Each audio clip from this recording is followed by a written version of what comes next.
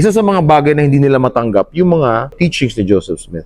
History of the church, yun kagad ang nagiging concern nila. Number 1, Book of Mormon.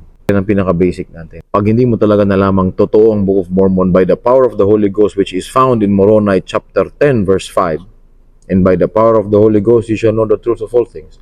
Pag hindi mo nalamang totoo yan, gagawa ka talaga ng 392 videos laban sa simbahan. Isa yon sa mga gagawin mo. I am Brother Jack. I hold the Melchizedek priesthood in the office of High Priest and a returned full-time missionary for the Church of Jesus Christ of Latter-day Saints in Baguio and Lawag Mission from 2003 to 2005. And here I am again, brothers and sisters. Ang inyong lingkod, si Brother Jack. We have a concern. Very interesting ito at medyo magiging parang series ito. Marami-rami ito eh. Bakit? Kasi itong concern ni Brother Gabriel Yandok ay tungkol sa isang YouTuber na dating membro ng simbahan na walang ginawang content kung hindi para siraan ang ating simbahan. Ito po yung sabi niya. Good evening po, Brother Jack. May request po sana ako. Baka pwede gawan niyo po ng video tong isang YouTuber na to. For me, brother, very alarming to lalo na sa mga katulad kong new member lang. Magiging malaki ang epekto nito sa ibang members. Actually, brother, aksidente ko lang nakita tong isa sa mga video niya. At yung content, yung about sa Book of Mormon natin. Kaya in-stalk ko ang YouTube channel niya at nagulat. Stalker ka pala brother eh. Ang masama pa doon, brother, kahit sa ComSec, comment section, halos lahat doon agree sa mga videos niya at wala man lang isa sa mga member na nagde-defend. Nakakalungkot, brother, na may mga ganito. Pero okay lang po, brother, kung matagalan ang paggawa mo ng video basta magagawan. For me kasi parang kailangan tong aksyonan dahil wala man lang nagtatanggol sa paniniwala natin. And I think po, brother, dati siyang LDS pero umalis. Kaya ginagawa niya tong mga ganitong content na ginagawa niyang katatawanan ang church. Kayo na lang po bahala dito, brother. Ilapag ko na lang yung pangalan ng YouTube channel niya at ilang screenshot ng mga videos na ginagawa niya. Na makikita doon sa kanyang tagline, I gave up eternal life for coffee. Meron po tayong batas sa church na tinatawag na word of wisdom. And isa po doon ay bawal inumin ng kape. Kanyang binitawan ang pangakong buhay na walang hanggan para sa kape. Ang kanyang pananaw ngayon sa buhay na walang hanggan na ipagpapalit niya sa kape. So ito yung kanyang mga content. Why Mormons are obsessed with plastic surgery. The Dark World of Mormon Funerals. Kung isa-isahin po natin itong sasagutin, episode nga naman ang lalabas. The exact moment I stopped believing in the Mormon Church. Ito yung una nating sasagutin, brothers and sisters. The exact moment I stopped believing in the Mormon Church. Papanoorin ko yan at magbibigay ako ng reaction sa kanyang pag-alis sa simbahan. The biggest evidence against the Mormon Church. Why Mormons hate this viral show. Nagkaroon sa Netflix nito yung Primeval. Merong wrong depiction doon. Mag-ingat din tayo sa mga ganong klaseng mga bagay. Unless the church produced that movie, then that's safe for us. Pero kung hindi yan church-produced, there will be information or stories that are not really accurate. Reading my extremely Mormon journals, I was brainwashed. O nga, pinagtatawanan nga lang talaga niya. She was the 67th wife of Warren Jeffs. Alam mo, bago tayo magtuloy-tuloy, si Warren Jeffs ay kasama sa mga fundamentalist yan. Isa yan sa mga concerns na kailangan natin masolusyonan dahil akala natin si Warren Jeffs ay nasa mainstream natin or the Church of Jesus Christ of Latter-day Saints. Galing po siya sa fundamentalist. Ibig sabihin, sila po ay umaklas galing sa mainstream. Pinapaliwanag pa niya rito sa kanyang thumbnail at sa title niya, she was the 65th wife of Warren Jeffs. O ano naman kung kasawa siya ni Warren Jeffs. Si Warren Jeffs ang pinaka-leader ng fundamentalist.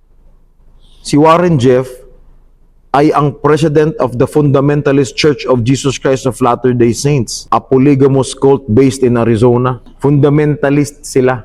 Ibig sabihin, nanggaling sila sa mainstream. The mainstream is the Church of Jesus Christ of Latter-day Saints. Sa title pa lang niya, na sinasabi niya, she was the 67th wife of Warren Jeffs, hindi naman ako konektado si Warren Jeffs sa atin. Sino ba talaga yan si Alisa Grenfell na napakaraming subscribers? Meron siyang 367,000 subscribers at meron na siyang 392 videos. Sinabi ni Brother Gabriel, sa lahat ng comments, wala man lang dumidepensa na member. Meron naman yan sigurado. Kasi meron tayong Saints Unscripted, meron tayong mga members ng church na nagdidepensa para sa katotohanan. So meron po yan. But now, since Brother Gabriel is telling us that no one is responding, at paano po yung mga bagong members, dahil sila ang una-unang natatamaan because of this kind of accusations and misrepresentation, ay kawawa nga naman talaga sila. Kasi kung tatanungin mo lang ang mga leaders, ay minsan ang leaders pa ang dahilan kung bakit yung mga members ay umaalis. So isa yun sa mga bagay na ating tututukan, bakit nga ba umalis ito si Alisa sa simbahan. At ngayon po ay nagre-rebelde at meron siyang 392 videos para siraan ang simbahan. Na matagal-tagal na ito, 392. Nagkaroon na siya ng 367,000 subscribers. Ang dami, grabe. Marami nga naman talaga ang mag-a-agree sa kanya. Bakit? Marami kasi nakakaramdam ng pagkasakal sa mga commandments at saka mga bagay at alituntunin or mga principles ng church na hindi natin naiintindihan at hindi naiintindihan ng lahat. Ngayon, nag-stalk na rin ako. Si Alisa Grenfell is a well-known figure within the ex-Mormon community, primarily recognized for her activism and advocacy related to issues surrounding the Church of Jesus Christ of Latter-day Saints, or the LDS Church. She gained prominence for publicly sharing her experiences and criticisms of the church, which led to her eventual departure. Ito yung nakikita kong mga reasons kung bakit siya umalis. Sa research ko, tungkol sa kanyang pagiging activist at sa kanyang pagiging bitter sa simbahan, ito yung mga nasagap ko. Isa doon, concerns about church history. Marami kasing dahilan yung mga tao kung bakit sila umaalis eh. Hindi sila satisfied sa church history. Ito, general concern na ito. No? So, babasahin ko na lang yung aking research kung bakit sila umaalis. Kasi itong mga na-research ko na to ay tungkol din sa kanya, sa mga reasons niya. Okay, so, sinamarize ko na maaaring ito. Kasi sa sinasabi niya, sa experience niya, sa mga ginagawa niyang katatawanan tungkol sa simbahan. Some individuals leave due to issues they find in the historical narratives of the LDS Church. This can include discrepancies or concerns about the life and practices of Joseph Smith and the Book of Mormon or other foundational events. Isa sa mga bagay na hindi nila matanggap, yung mga na-experience ni Joseph Smith at saka yung teachings ni Joseph Smith. History of the Church, yun kagad ang nagiging concern nila. Number 1, Book of Mormon. Brother Gabriel, yan ang pinaka-basic natin. Pag hindi mo talaga nalamang totoo ang Book of Mormon by the power of the Holy Ghost, which is found in Moroni chapter 10 verse 5, and by the power of the Holy Ghost, you shall know the truth of all things. Pag hindi mo nalamang totoo yan, gagawa ka talaga ng 392 videos laban sa simbahan. Isa yon sa mga gagawin mo. Bakit? Kasi walang pundasyon ng paniniwala mo. Yes, doon sa video niya, the exact moment I stopped believing in the Mormon Church. Sinabi niya yung history niya. Lumaki siya sa simbahan, uma-attend siya ng activity, nag-mission siya, kinasal siya sa temple. Kaya niya alam yung tinatawag nating exaltation. Kasi nga doon sa Doctrine and Covenants, in the celestial kingdom, there are 3 degrees in order for a man to obtain the highest, which is exaltation. Meaning a man must enter into that order of the priesthood, meaning the everlasting covenant of marriage. If he does not, he cannot. So alam niya yung eternal life. Pinagpalit niya yung highest degree because of coffee. Pag hindi mo talaga alam at hindi mo na lamang totoo ang Book of Mormon, yun ang hindi niya nabanggit doon. Sa kanyang story, the exact moment I stopped believing in the Mormon Church, hindi niya nabanggit ang Book of Mormon. Pag nawalan ka ngayon ng patotoo tungkol sa Book of Mormon mula sa kapangyarihan ng Holy Ghost, magti-392 ka talaga na videos. Magsasawa ka, bakit? Marami ka may experience eh. Hindi naman smooth sailing ang pagiging member ng church. Maraming commandments, maraming mga alituntunin, principles na kailangan sundin, maraming ordinansa na kailangan makamit. At yung pinakasaligang bato, ang Book of Mormon, hindi mo alam kung totoo, ay wala ka talagang pundasyon. Gagawin mong katatawanan ng mga bagay-bagay. Hindi mo naiintindihan.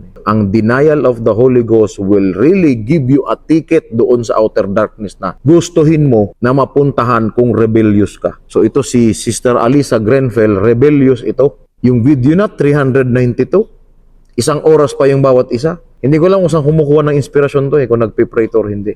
Hindi ka pwedeng mag-pray.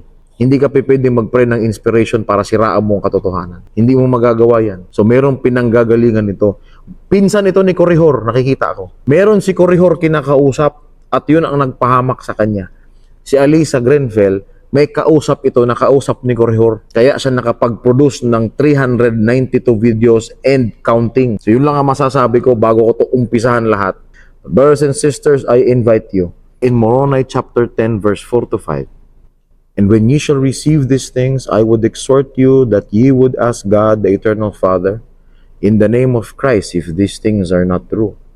And if ye shall ask with a sincere heart, with real intent, having faith in Christ, He will manifest the truth of it unto you by the power of the Holy Ghost. And by the power of the Holy Ghost, ye shall know the truth of all things. Mukhang namintis niya ito, no? Bago niya sinimulan yung kanyang journey ng pagiging ex-Mormon, ano? One invitation from our Prophet Moroni. If you have received these things, yun ang pinakaumpisa. Book of Mormon, pababasa ng missionary sa'yo yan. When ye have received these things, para sa sarili mo. When you have decided to know for yourself, that is the time that you will receive it. And when ye shall receive these things, I would exhort you that you ask God, the eternal Father, in the name of Christ, if these things are not true.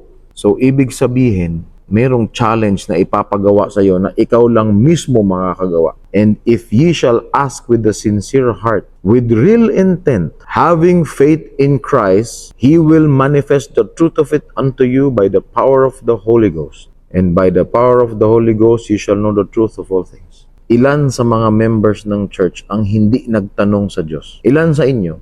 Hindi pwede, brothers and sisters, na tahakin natin tong buhay na ito, na ang patotoo natin ay nakabase sa mga kanong-anong bagay. Nakabase dahil sa may aircon ng simbahan. Nakabase dahil gwapo missionaries. Nakabase dahil may kaibigan sa simbahan. Nakabase dahil ang mga parents nila ay nagpalaki sa kanila sa simbahan. Ang kalalabasan po niyan ay nasasakal ka. Kaya atat na atat ka ng maging rebelde. Pag hindi mo nalamang katotohanan mula sa kapangyarihan ng Holy Ghost, hindi ko alam kung paano mo tatahakin ang buhay na ito. Ang katotohanan hindi masyadong pinapansin. Ang Book of Mormon, talagang yan ang tinitira. Bakit?